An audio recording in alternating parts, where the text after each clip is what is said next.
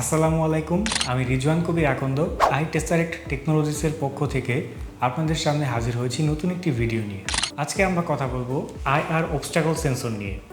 মনে করুন আপনি একটি লাইন ফলোয়ার রোবট বানাতে চাচ্ছেন যেটা লাইন ফলো করে চলবে, কিংবা একটি হ্যান্ড স্যানিটাইজার বানাতে চাচ্ছেন যেটার সামনে আপনি হাত দিলেই পানি পড়া শুরু হয়ে যাচ্ছে। তো এই ধরনের প্রজেক্টের জন্য আমাদের প্রয়োজন হবে একটি আইআর সেন্সরের।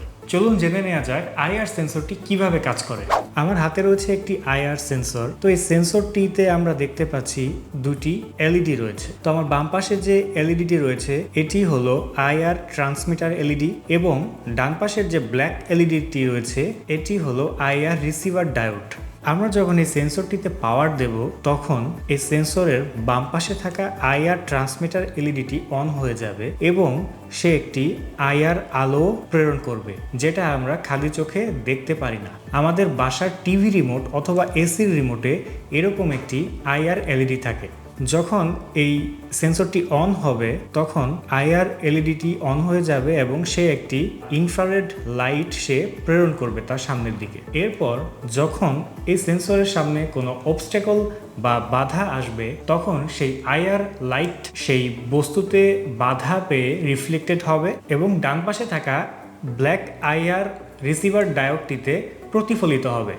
যখন এই সেন্সরের সামনে কোনো অবস্ট্যাকল বা বাধা থাকবে না তখন এই সেন্সরটি আমাদেরকে আউটপুট হিসেবে লজিক 1 বা হাই সিগন্যাল দিবে, এবং যখন এর সামনে কোনো বাধা বা অবস্ট্যাকল আসবে তখন এই সেন্সরটি আমাদেরকে লো বা লজিক 0 আউটপুট দিবে।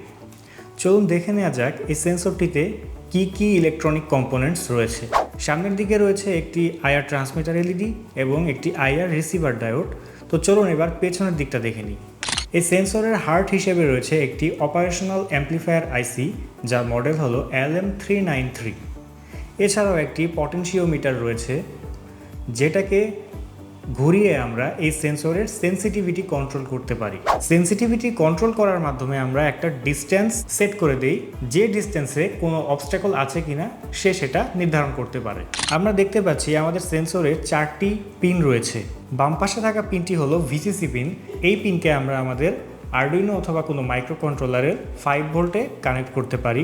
এরপর রয়েছে একটি গ্রাউন্ড পিন যেটি আরডুইনো অথবা মাইক্রো কন্ট্রোলারের গ্রাউন্ডে কানেক্ট হবে।